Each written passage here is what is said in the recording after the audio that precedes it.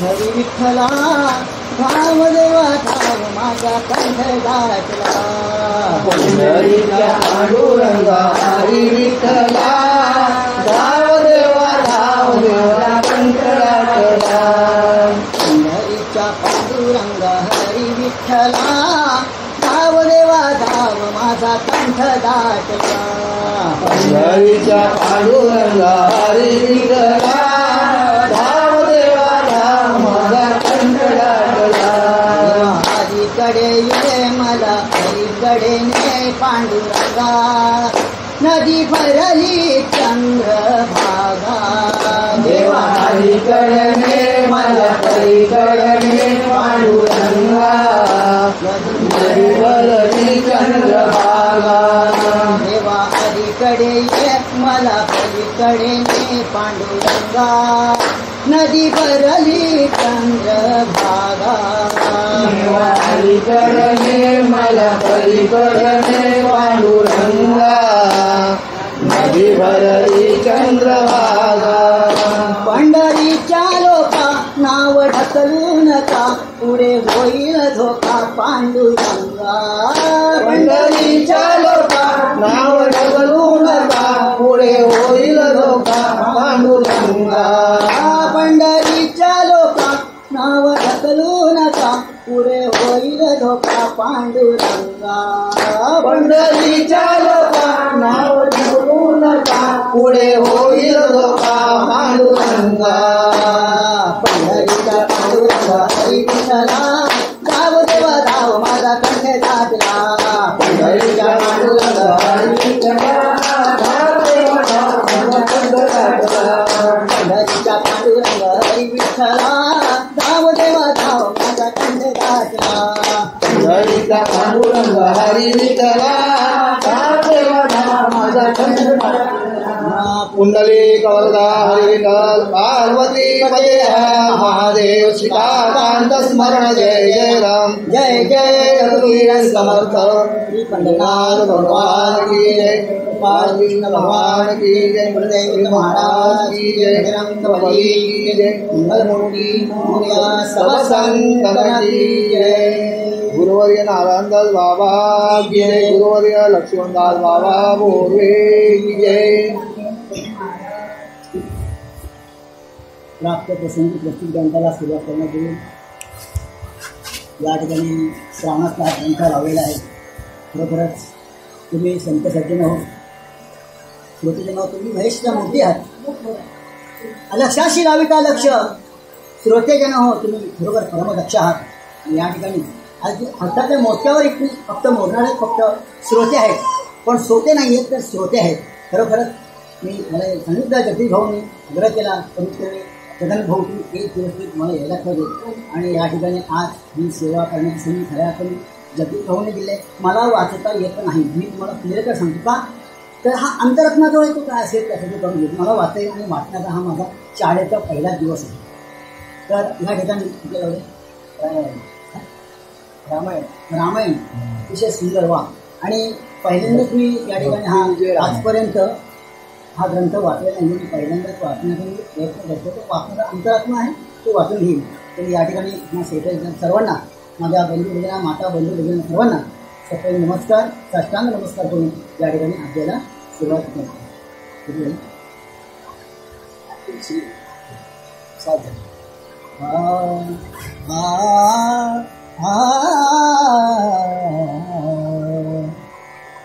रामा वाचून इतर पुरुष तुझा समान साचार, आहा सात परम दुस्तर अनिवार्यपण हा तुझा राम.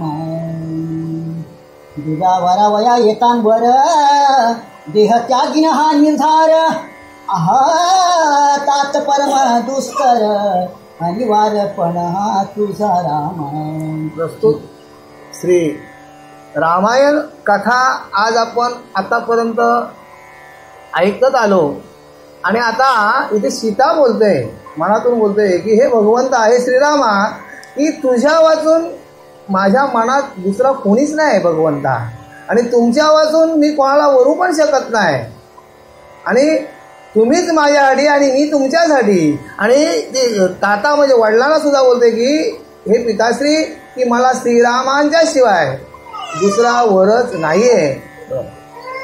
सीता होय जयसी म्हणे अवधारी, बाप नवे हा वाटत वैरी, हा पण त्यजोनी निर्धारी, रामासी मज अर्पिना रामा. आणि मग ही सीता मावळी असं का बोलते की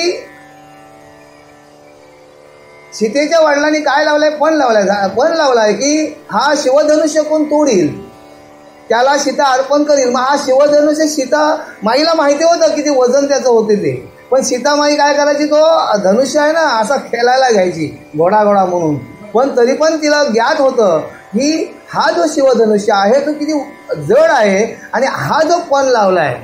आता इथे श्री रामप्रभूंपेक्षा कितीतरी बलाढ्य तिथे शक्तीवीर तिथे आले असतील त्या पणाला, आणि मग हा वडिलांनी हा आघाडीत असा पण लावलाय. म्हणजे एक प्रकारे वडील माझं कसं आहे की माझा वैरभाव कुठला मागच्या जन्मीचा माझ्या वैरभाव आहे का वडिलांचा, असं सीतामाई विचार करत आहे. ऐसे सीतेचे अंतर जाणून या जगदुद्वार, दंड पिटोनी प्रचंड थोर, तो दंडा समीप पातळा. आणि मग हे सीतेच्या मनातले जे विचार जे आलं होतं ते हे गुरुने जाणलं, आणि मग गुरु कोण होते, ते विश्वामित्र इथे आले होते श्री रामप्रभूंना घेऊन. बरोबर, लग्न झालं नाही ना. हा, तर ते गुरुनी जाणलं आणि मग गुरु काय दंड ठोकतून काय केलं, रामप्रभूंना घेऊन समोर आलेले आहेत. दशरथ महाराज दिग्गज त्याचा छावा रघुराज, धनुष्य इक्षु देखोनी सहज, परम चपळ धाविनला. आणि मग इथे की दशरथ राजा हा कसा होता की जगविख्यात, जगावर पूर्ण राज्य करणारा, विश्वावर पूर्ण राज्य करणारा असा, आणि त्याचा छावा कोण सांगितलाय, श्री रामप्रभू. आणि रामप्रभू तिथे छावा, बघा कसं ग्रंथकर्त्यांनी उल्लेख पण असा केलाय की त्यांचा छावा, आणि मग छावा म्हणजे कसा सहजगत्या दूर धावत आलाय पुढं, आणि मग पुढे काय होतंय, राम सव्यबाहू प्रचंड, हाची वरी केला शुंडा दंड, भव धनुष्य इक्षु द्विखंड, करिला आता निर्धारे. आणि हा दशरथ राजाचा जो मुलगा आहे छावा श्री रामप्रभू आहेत, या छावा आहे की आता हा निर्धारे म्हणजे नक्कीच हा काय करणार आहे, या धनुष्याला हा उचलून त्याचा काय करणार आहे, छेदन करील, याचे तुकडे करील. हा प्रत्येक म्हणजे तिथे जे जाणकार ज्या तिथे व्यक्ती होत्या त्या प्रत्येक गुरुना सुद्धा वाटत होता की हा सहजगत्या हा धनुष्य काय केली, खंडन करील. दशकंदर हे पद्मा कानन, विसस्त द्विपंचावदन, तीस कमळे हीच पूर्ण, कोदंड जाण इक्षु तेथे होरा. म्हणजे आपण जर विचार केला 10 तोंडांचा रावण, 10 तोंडांचा रावण, पण हा कोण आहे, हा विश्वाचा जगाचा पोशिंदा कोण आहे, भगवंताचा अवतार आहे श्री रामप्रभूंचा. म्हणजे 10 तोंड काय करणार, 10 तोंडांचा रावण आहे, 20 हातांचा रावण आहे, तरी पण असे श्रीरामप्रभू कसे आहेत की सगळ्या विश्वाचे पोशिंदा आहेत, आणि त्यांची हे कोमल मूर्त त्यांचे. आणि आता तो पणासाठी कोण जाणार आहेत की रामप्रभू जाणार आहेत, आणि ते रामप्रभू नक्कीच हा पण जिंकतील.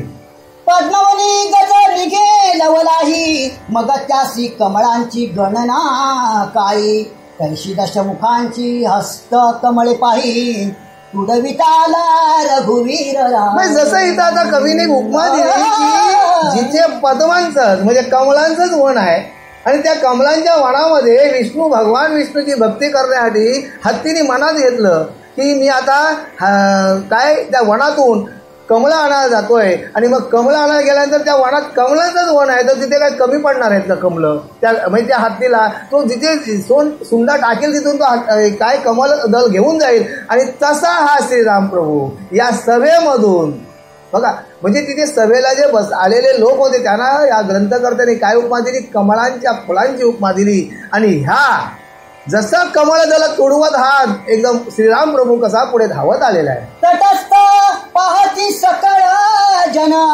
म्हणती विजयी हो का रघुनंदन, सीता नवरी हे सगुण, यासीच झालं निज माळारा. आणि मग इथे सर्व तिथे सभेमध्ये जे जमलेले सर्व लोक आहेत त्या जनसमुदाय आहे त्यांच्या मनात काय की आता काय प्रश्नच नाही की रघुराया आज एक असा पराक्रमी पुरुष हा समोर आल्यानंतर सगळ्यांच्या मनात काय वाटतंय की आता श्रीराम प्रभू रघुनंदन हा काहीतरी घेऊन काय सीतेला हा सहजगत्या हा पण जिंकेल आणि सीतेला वर्माला घालेल असा हा जनमत तिथे झालेला आहे. आणि लोक सुद्धा हा विचार करतात की आता हा पण श्रीराम प्रभू जिंकणार. आनंदमय सकळ ब्राह्मण चिंतिती रामासी जय कल्याण म्हणती हे भव चाप मोडून ताको रघुवीर सत्वर. बघा आनंदमय सकल जनमय सर्व लोकांच्या मनामध्ये काय होतं रामप्रभूंचीच मूर्त सर्वांच्या डोळ्यासमोर दिसत होती आणि एक सर्व जनसमुदायाला वाटत होता की रामप्रभूजी ते कोण आहेत एक बलशाही आहेत आणि हे भगवान विष्णूंचा अवतार आहे. आणि सर्व लोकांना वाटत होतं सर्व गुरूंना सर्व ऋषींना सर्व ब्राह्मणांना काय वाटत होतं की हा पण आता रघुनंदन हा सहजगत्या जिंकेल. आणि प्रत्येकाच्या हे मनात म्हणजे सर्वांना काळजीच वाटत होती की हा म्हणजे प्रश्नच नाही शंकेची प्रश्नच नाही की शंकेची काहीच नाही की काय होणार आहे की रघुनंदन आता येते हा पण जिंकणार आहे. आणि सर्वांना त्या जनसमुदायाला काय झाला आनंद झालेला आहे. एक म्हणाची राम सुकुमार नीलपंकज तनु वय किशोर भव कोदंड प्रचंड थोर उचलेलं कैसे रामा ते. आणि मग एक काही जण अधिक हलक्या मनाची थोडी माणसं असतात ती विचार काय करतात अरे हा तर काय सुकुमार बारका लहान कोवळा मूल आहे हा कसा काय एवढा म्हणजे हा शिव धनुष्य कसा काय पेलील याच्याजवळ ताकद तरी किती आहे याच्या वजनापेक्षा त्या शिवधनुष्याचं वजन आहे. आणि मग हा कसा काय प्रत्येकाच्या मनामध्ये जसं माणसाची विचार करण्याची शक्ती असतं तसा समोरच्या माणसाला माणूस तोलत असतं. पण समोरचा माणूस काय आहे हे कोणाला माहिती आहे जो तिथे शिवधनुष्य उचलायला जाणार आहे त्याला माहिती आहे की माझ्या दंडात ताकद किती आहे. जर एखाद्याला आपण बोललो 70 किलोची गुण उचल तर उचलेल का तेवढी ते ताकद. आणि मग इथे लोकांना वाटे काय कसा आहे श्रीराम प्रभू माझा कसा आहे राजन सुकुमार मदनाचा पुतळा रवी शशी काळा लोपलिया. म्हणजे बघा म्हणजे असा हा माझा कोवळा म्हणजे काहीकांना प्रेमापोटी वाटते की एवढा लहान चिमुरडा बाळ लेकरू कसा काय उचलेल 14 वर्षाचा मूल कसा काय शिवधनुष्य उचलेल असा प्रत्येकाला त्या काही लोकांमध्ये जनमतामध्ये हा प्रश्न पडला की हा कोवळा सुकुमार कसा काय उचलेल शिवधनुष्य. एक म्हणती चिमणे रामाचे ठाण एक म्हणती सिंह दिसत लहान परी पर्वताकार गज विदारुन न लागता क्षण टाकी. आणि एक म्हणतोय की हा चिमुकला राम काय हो धनुष्य उचलेल. पण एक काय म्हणतोय आता बघा मागच्या हातात गेली एवढी मोठी पर्वता एवढी मोठी त्राटिका तिला सुद्धा एका बाणाने तिला मारली. मग हा कोण आहे मग शेवटला बघा सिंहाचा मुलगा असतो तो सिंहच आहे ना. सिंहाचा छावा जो आहे त्याला आपण छावा बोलतो पण तो शेवटला मोठा झाला तर शिवच होणार आहे. माझा रामप्रभू कोण आहे शिव आहे. घटोत्कळ लहान दिसत परीक्षणे प्राशिला सरितानाथ गगनी सविता लघु हासत परिप्रभा अद्भुत न वर्णवेरा. आणि आपण असा घटोत्कळ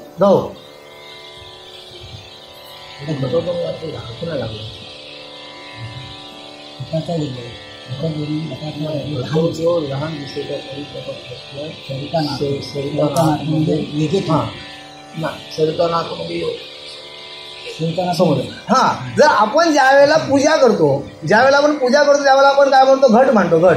आणि घटामध्ये आपण काय करतो गंगा सिंधू सरस्वती कावेरी नर्मदा भागीरथी आदी ब्राह्मण सहज त्या मंत्र बोलून जातं.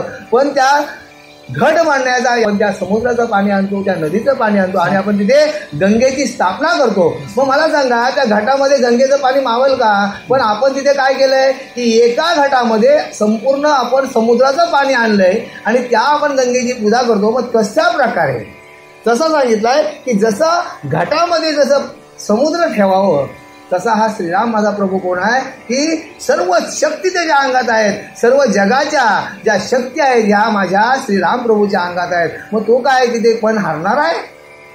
असो ते वेळ रघुवीर विद्युत प्राय उत्तरीय चिर ते सरसावनी सत्वर कटी प्रदेशी वेष्टिले. आणि मग तिथे जिथे स्वयंवराचा ते थाट मांडला होता आणि मग आधी सहजगत्या कसं विद्युत म्हणजे असे विजेच्या वेगाने ते त्या सभेमध्ये समोर आलेले आहेत. माता जडित मुकुट झकत कर्ण नेत्र आरक्त रेखांकित मस्तकींचे केश नाभीपर्यंत दोहींकडे उतरले.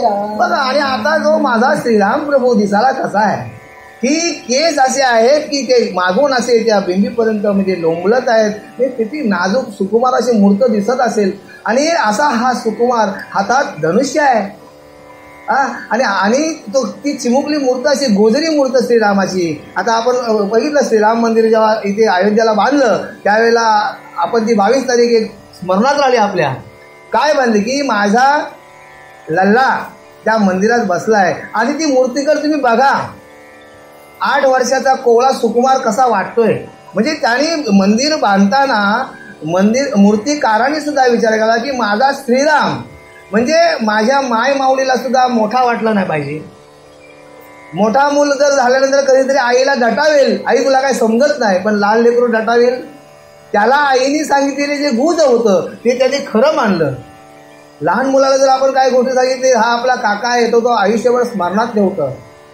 म्हणजे त्या मूर्तिकाराने सुद्धा एवढ्या विनम्र म्हणजे डोक्याने ती मूर्त स्थापन केली, ती लल्ला म्हणून स्थापन केली. आणि आपण आपल्याकडे जी मंदिरं दिसतात तिथे आपल्याला श्रीराम, लक्ष्मण आणि सीतामाई आणि बाजूला हनुमंत दिसतोय. पण तिथे काय केलंय की तिथे माझा चिमुकला राम म्हणजे सर्वांना लहान मुलापासून मोठ्यांपर्यंत माझा लल्ला हा लाडका आवडीचा वाटलं पाहिजे म्हणून त्या योगाने ती मूर्त स्थापन केली. आणि तसा हा माझा हा सभेमध्ये माझा राम कसा आहे तसा दिसत आहे, सुकुमार असा दिसत आहे, गोजिरा दिसत आहे, नाजूक दिसत आहे. आणि ते त्याचे केस अंबार हे पोटापर्यंत बेमीपर्यंत आलेत. एकदम अशी नाजूक अशी चैतन्य पूर्ण अशी मूर्त श्रीरामाची दिसत आहे. किशोर सुकुमार भूषण अलक सुवासे भरले गगन या सुवासाशी वेधून लिंगा चक्र बसत असे.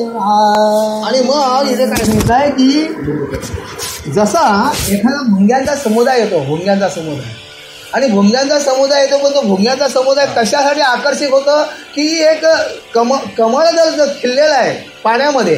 बघा, कमळदल पाण्यात असतं, चिखलात रुतलेलं असतं आणि त्याच्या याला बुंदाखाली काय बसलेलं असतं, डेटाला बेडूक बसलेलं असतं आणि तो बेडकाला फक्त तो काय करतो कमळाच्या देठाला बसलेला असतं. पण त्या कमळामध्ये जे मकरंद जे असतं तो कोण येऊन खाऊन जातं, भुंगा खाऊन जातं.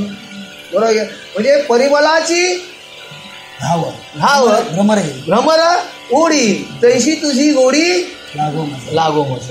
म्हणजे इथे काय सांगितलं आहे की त्या जसा त्या भुंग्यांचा कलप यावा आणि त्या भुंग्यांच्या कल्पाई आणि त्या तलावामध्ये जशी बेडकं बसलीत भरपूर, पण त्यांना त्या कमलाची गोडी कधी वाटली नाही. आणि तो कमल सुद्धा पाण्यापासून आलिप्त आहे. बघा तुम्ही जर आपण जर कमल काढलात आणि कमलाची जर आपण कांडी मोडली देठाची तर त्याच्यामध्ये पाणी नसतं.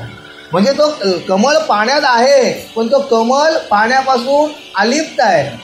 आणि हे भुंगे काय करतात तिथून येऊन मकरंद नेतात, पण त्या तिथे राहिलेल्या बेडकांना काय करतात त्या मकरंदाचा. म्हणजे इथे सुद्धा या श्रीरामप्रभूची मूर्त कशी आहे अशी ही मूर्त, असा हा माझा भगवंत आता इथे कुठं चालला आहे त्या सीतास्थळाच्या पणाला तिथे आता त्या सभेमध्ये येत आहे. श्रीराम तनुता सुवास पूर्ण जात सप्तवर्ण भेदून असो ते शिवधनुष्य रघुनंदन करे करोनी स्पर्शित राम. आणि मग एक माणसाच्या शरीराला एक सुवास असतो. जर सीता आपण पुढे जाऊन सांगतोय की जर सीता वनातून चालत होती त्यावेळेला तिथे पक्षी मोर ही हरणं कलप की सीतामाई चालते तिच्या ज्या श्वासाने म्हणजे 9 योजने दूर सीतामाईचा सुवास जात होता. 9 योजने दूर जर असलेला एखादा प्राणी असेल स्वापात असेल तर त्याला माहिती होतं की सीतामाई इथे झोपडीत आहे, या जंगलातून चालली आहे. म्हणजे ज्या वेळेला ज्या सत्या होता त्यांच्या अंगाला सुगंध होता. की सुगंध माणसाच्या अंगाला कधी येतं ज्या वेळेला माणूस भक्तीच्या ज्या टोकाला पोचतं, विशिष्ट टोकाला पोचतं त्यावेळेला माणसाच्या अंगाला एक विशिष्ट सुगंध येतं. आणि तो सुगंध आज श्रीराम प्रभूंचा त्या सभेमध्ये सुगंध पसरलाय. श्रीरामांच्या शरीराचा काय पसरलाय की भक्तीचा सुगंध पसरलाय, भक्ती योगाचा सुगंध पसरलाय. आणि असा हा माझा श्रीराम प्रभू त्या स्वयंवराच्या मंडपात येत आहे. नीलवर्ण कुंतलाचे अवसरी पडले दशकंठाच्या हृदयावरी, विषकंठ वंद्याचे अवसरी सावरोनी मागे टाकीत राम. जसा श्री शंकरांच्या आपण शंकराने जेव्हा समुद्र मंथन केलं त्यावेळेला हलाल निघालं, 14 रत्न निघाली, पण त्यावेळी हलाल जे निघालं ते घेण्याची कोणाची कुवत नव्हती. आणि त्यावेळेला भगवान श्री शंकराने ते प्राशन केलं हलाल. आणि मग प्राशन केल्यानंतर त्यांच्या कंठाची काय झाली, लाही झाली. काही डोक्यावर गंगाला धारण केली, काही डोक्यावर चंद्रमा धारण केला, तरी पण ती काय लाही गेली नाही. मग ती त्याची जी कंठाची झालेली दाह होता तो कशाने गेला, श्री राम नामाने गेला. मग त्या रामप्रभूंना कंठात धारण केलं श्री भगवान श्री शंकराने. असा तो माझा श्रीराम इथे आलाय, इथे स्वयंवराच्या मंडपात आलेला आहे. शिवधनुषाशी घंटा सतेज वरी विद्युत प्राय झळके ध्वज, त्यास समवेत रघुराज उचलिता जाहला ते काळी राम. आणि मग असा तो शिवधनुष्य आहे आणि त्या शिवधनुष्य त्या सभेमध्ये मांडलेला आहे. आणि त्या शिवधनुष्याला काय दोन्ही बाजूला घंटा आहे, घंटा आहेत. आणि तो आणि असा तो शिवधनुष्य सहजगत्या हो माझ्या श्रीरामप्रभूंनी सहजगत्या श्रीरामप्रभूंनी हात घातलाय आणि एका हाताने उचललेला आहे. गज शुंडेने आक्रमी युक्षुदंड, तैसे रामे आकर्षिले कोदंड, पराक्रम परम प्रचंड, दशमुंड विलोकित से राम. आणि जसा ज्या वेळेला गज म्हणजे हत्ती जसा ज्या वेळेला एक दुसऱ्या हत्तीवर जेव्हा आक्रमण करतो तेव्हा तो काय करतो, दुसऱ्या हत्तीला सुंडीने पकडत असतो. आणि त्यावेळेला त्याच्यासमोर जरी मोठा जरी झाड आला तर तो झाडाला काय करतो, असा वेढा घालताना चटकन उचलतो.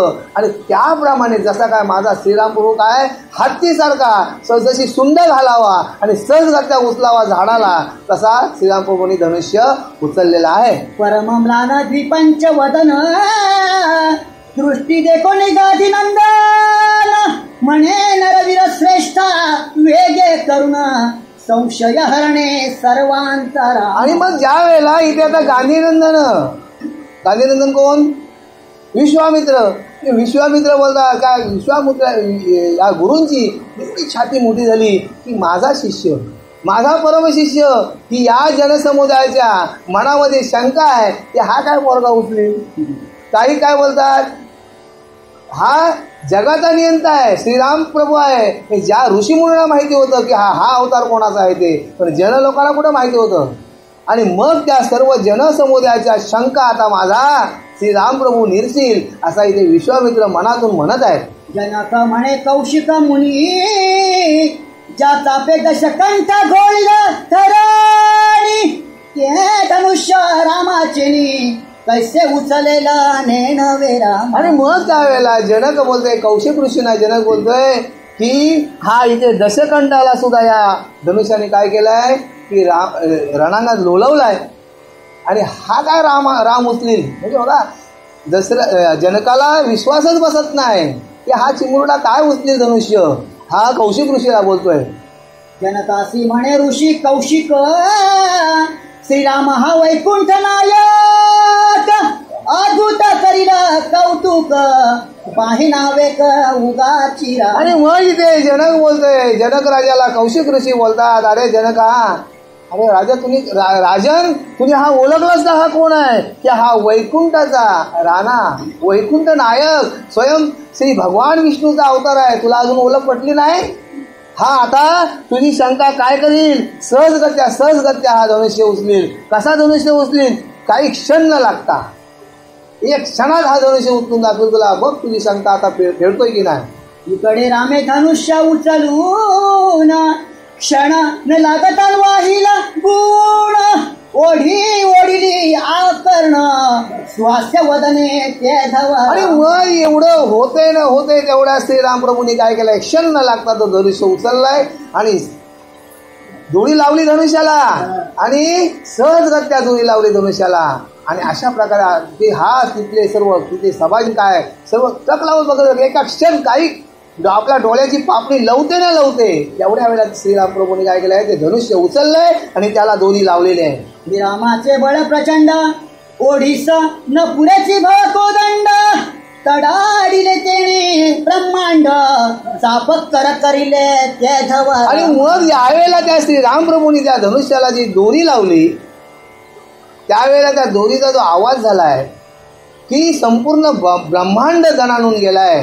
सर्वत्र कडकड जसा विद्युत म्हणजे विजा चमकाव्यात त्याप्रमाणे सर्वत्र कडकड कडकड असा आवाज झालाय. आणि एवढ्या म्हणजे शिपारतीने काय केलंय माझ्या रामप्रभूंनी ती कोंदणाची याची धनुष्याची दोरी लावलेली आहे. मुष्टी माझी तडाडीत जैसा सहस्त्र चपळा कडकडीत विधी आणि वृत्रार हडबडीत वाटे कल्पांत जाहला. जसा काय आपण जसा एक वेळेला कधीतरी बोलतो की जसा आपला भूकंप झाला होता मागे 89 झाला होता ना, जसा भूकंप आला त्यावेळेला जसं काय पृथ्वी डळमळीत झाली त्याप्रमाणे सर्वत्र काय प्रलय आलाय का काय कल्पांचा प्रलय आलाय का काय असा सर्वत्र त्या सृष्टी माझी झालेला आहे. पूर्वी मंडळ डळमळीत भोगींद्र मानस सळसावीत दंत बळे उचलून देत आधी वराह पाताळी रामा. आणि मग पूर्वी असं काय एक वेळेला झालं की ज्या वेळेला समुद्र मंथन करत होता त्यावेळेला तो मेरू पर्वत खाली जात होता आणि मग त्यावेळेला या शेषाने मान हलवली पृथ्वी डळमळीत झाली. आणि मग त्यावेळेला काय केलंय भगवंताने वराह रूप धारण केला. भगवान विष्णूने कासवाचा वराह रूप आणि ती दाढीने दिली आणि दाढीने दिल्यानंतर मग ती काय केली कासवाच्या पाठीवर ठेवली पृथ्वी. तो जो मेरू पर्वत जो होता तो कासवाच्या पाठीवर आणि त्यावेळेला ते तिथं समुद्र मंथन झालेलं आहे. सभा सकल मूर्छित जाहली महावीरांची शस्त्रे गळाली राजे भावी ती उर्वी चालली रसातळा आजीच राम. आणि मग इथे हे सभेमध्ये जे लोकांनी ज्यांना जो संशय होता ते काय झाले मूर्छित झाले. म्हणजे ते कशी झाली म्हणजे अवाक्य झाली ती. आणि काही ना वाटला आता या पृथ्वी तलावर जे राजे होते त्यांना वाटला की आता आपला राज्य काय आपला राहणार नाही. या संपूर्ण राज्य कोणाचं होणार आहे की श्रीराम प्रभू सर्व राज्य आता हिसकावून घेणार आहे. असा प्रत्येक राजाला आलेल्या स्वयंवराला आलेल्या राजांना असे बलाढ्य असे राजे होते त्यांना दचक बसला. रामे चाप केले द्विखंड प्रतापे भरले ब्रह्मांड पुष्प संभार उदंड वृंदारक वर्ष. आणि इथे आता बघा वृंदारक म्हणजे देव आणि भगवंतानी काय केले त्या धनुष्याचे 2 तुकडे केलं आणि त्यावेळेला संपूर्ण सर्वत्र काय सृष्टी माझी आनंद झालाय. आणि स्वर्गातून काय करतात आकाश पंथातून काय करतात देव पुष्पवृष्टी करत आहेत की आज रामाने काय केलंय दाखवून दिलं की मृत्यू लोकावर पृथ्वी तलावर जन्माला आल्यानंतर मानव देहाला जन्माला आल्यानंतर एका मानवाने देवाने करावं असं कार्य केलं. देवच होता तो भगवंत श्रीराम प्रभू हा देवच होता. आणि मग देवाने काय केले तिथे पुष्पवृष्टी केलेली आहे. सभा अवघी जाहली मूर्छित परी एकच चौघे सावध पाहत जनक आणि गाधी सुत सीता सौमित्र चौघेही राम. आणि अशा प्रकारे सहभागी संपूर्ण कशी झाली ती जे सभेला जे आलेले सर्व जनसमुदाय होता ते सभेचे लोक जे होते ते ना काय झालंय सर्व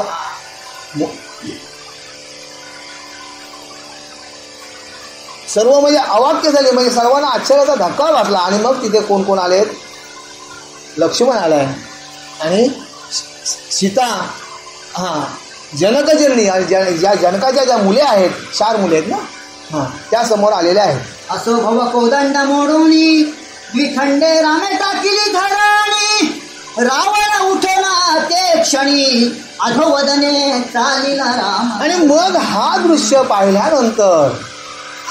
पाहिल्यानंतर इथे रावणाला काय झालाय की क्रोध आलाय.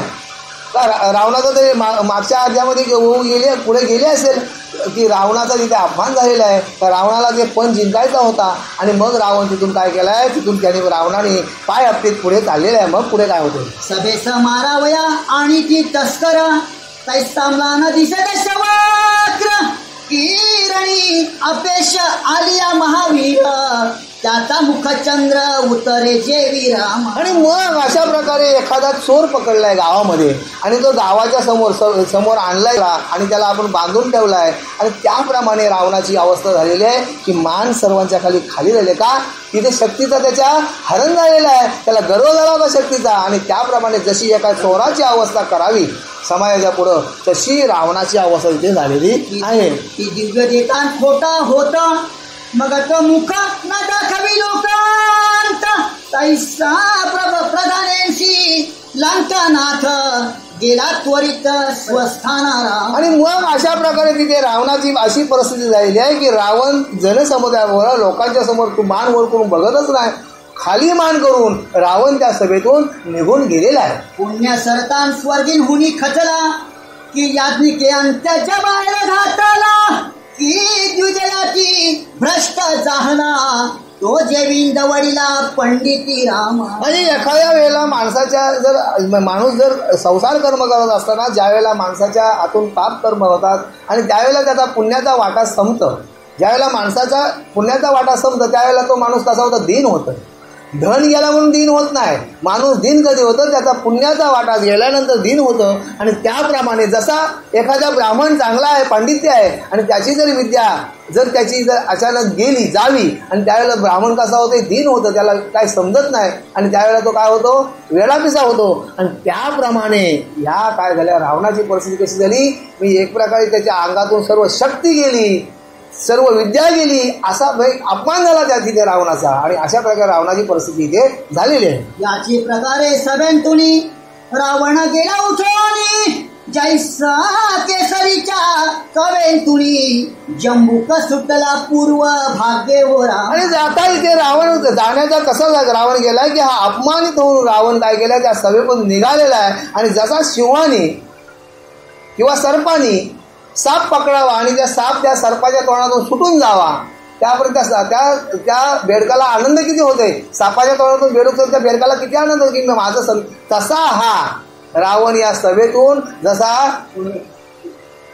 सिंहाच्या हातून उंदीर सुटावा किंवा सापाच्या हातून बेडूक सुटावा त्याप्रमाणे रावणाची परिस्थिती झाली आणि रावण तसा त्या सभेतून पल काढून निघालेला आहे. असो इकडे विजयी रघुनंदन जैसा निरभ्र रविचंद किरण सुकुमार नवघन तनु सगुणा भक्त जना पाहती राम. आणि मग आता इथे श्री माझ्या रघुनंदनाची श्री रामप्रभूचा कसा वर्णन केलाय ग्रंथकर्त्यांनी की असा हा माझा शिव धनुष्य जेने उचलला, जेने म्हणजे हा माझ्या श्रीरामप्रभूने श्री धनुष्य उचललाय आणि असा हा माझा एक प्रकारचा रत्न आहे, रत्न माझा श्रीरामप्रभू.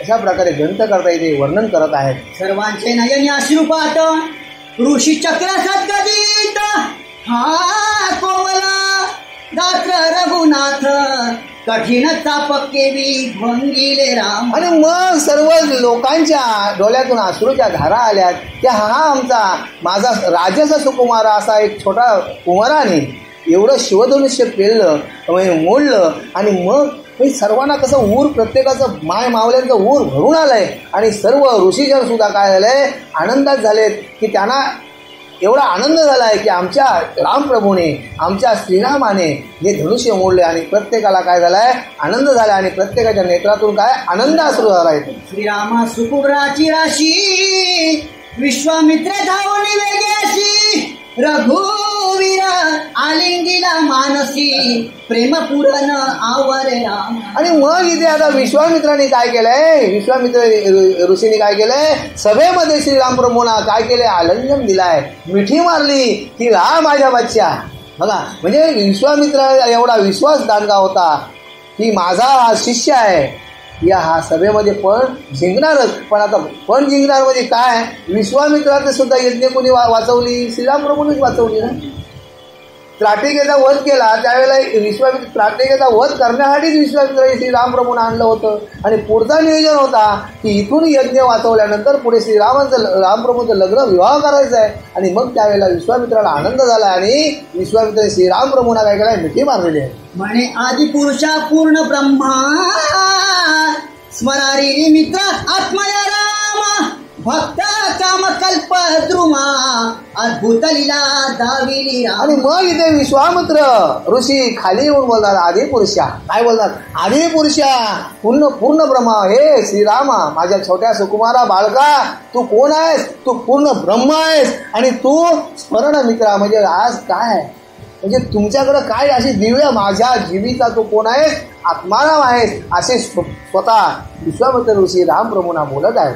तुझ्या करणेवरुणी लावण्य खाणी ओवळावी वाटे समग्र धरणी. आणि या जीवाची कुरवंडी करोनी तुझं वरोनी सांडावी. आणि हे भक्तवत्सला, हे श्रीरामा काय बोलते विश्वामित्र? हे श्रीरामा, की तुझ्यावरून आता लिंबलोन जे करायचं ना, लिंबलोन, जसं आपण लहान मुलं घरी आल्यानंतर आपण होतो, वाटेतून येतो तेव्हा आपण होतो बाहेर, लई लांबून तुम्ही आलात, आता लिंबलोन करा. तसं मी बाळा काय बोलते आता विश्वामित्र काय बोलते? हे रघुनाथा, की तुझ्यावर अख्खा विश्व ओवळून टाकावं असं मला आज वाटतंय.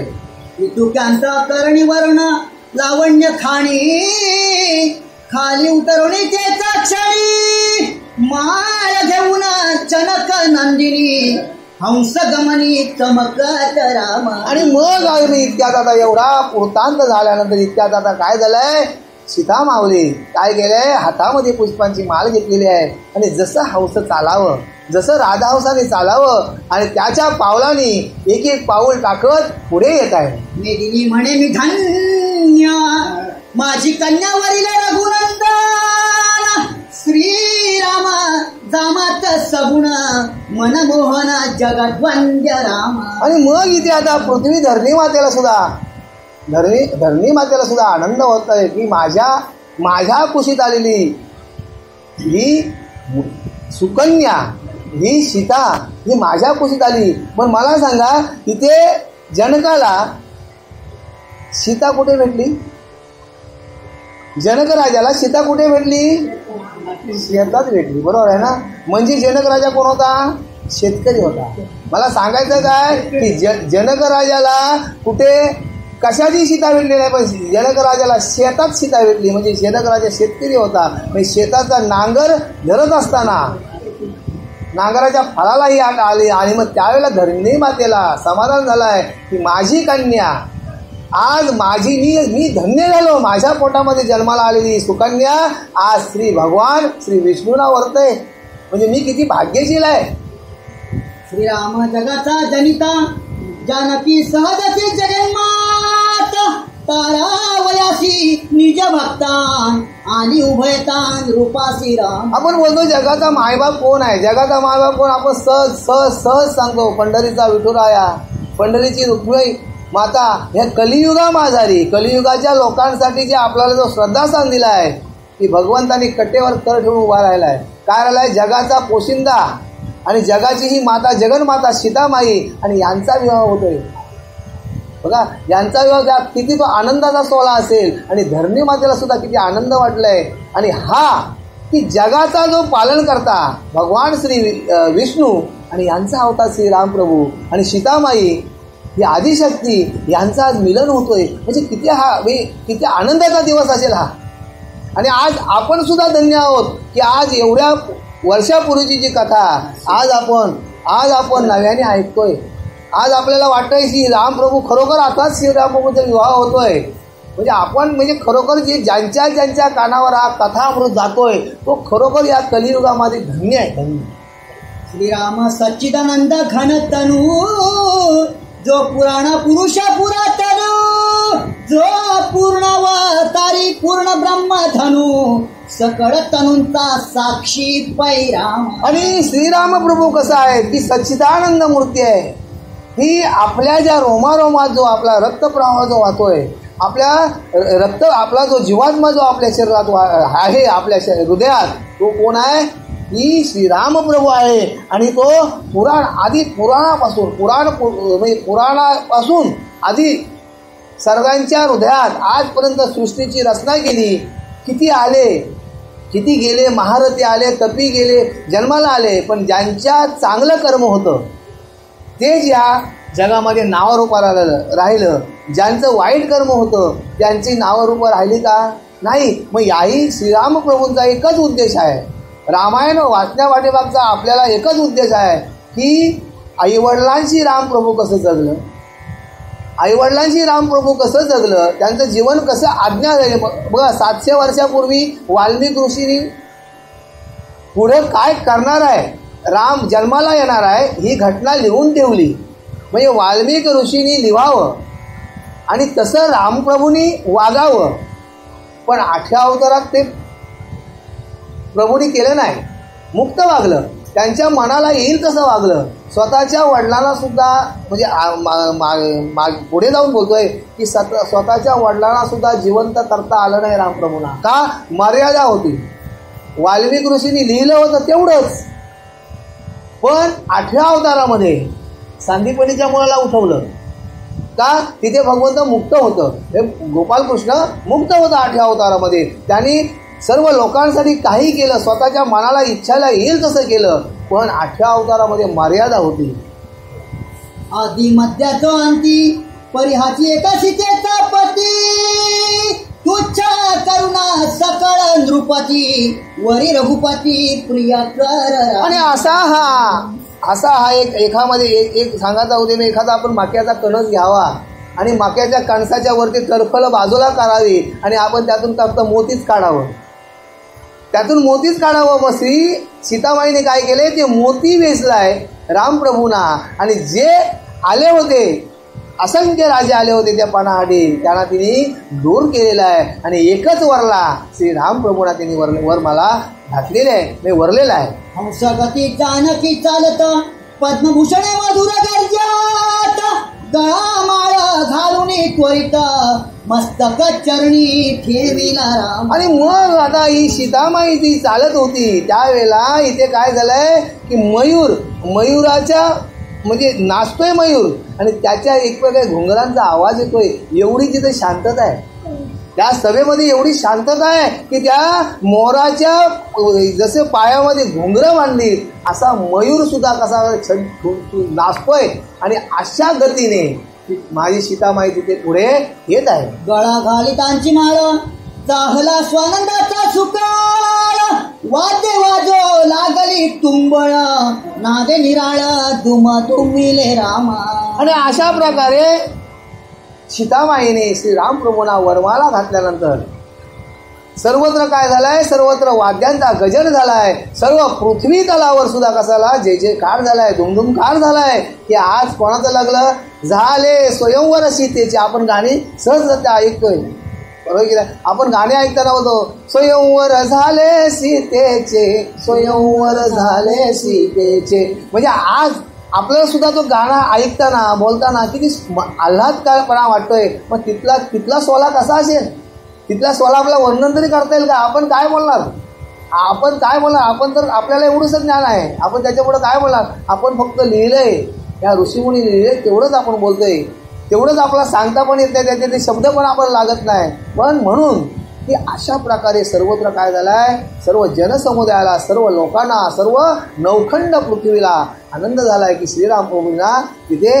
वरमाला घातलेल्या सीतामाईने. संतोषला मिथुळेश्वरा म्हणे माझे भाग्याचं नाही पार, जावई जाहला रघुवीरा भुवन सुंदर मेघश्याम. आणि मग इथे आता संतोषाला भुवनेश्वरा, मग इथे जनकाला काय झालाय, आनंद झालाय की आला, असा एवढा आनंद झालाय की आज मला श्रीराम प्रभूंसारखा जावई भेटलाय. मला सांगा, जर देवच घरून जर जावई आला तर काय आनंदाला काय तिथे काय आनंद, त्या आनंदाचा काय सांगता येईल, पारच नाही ना.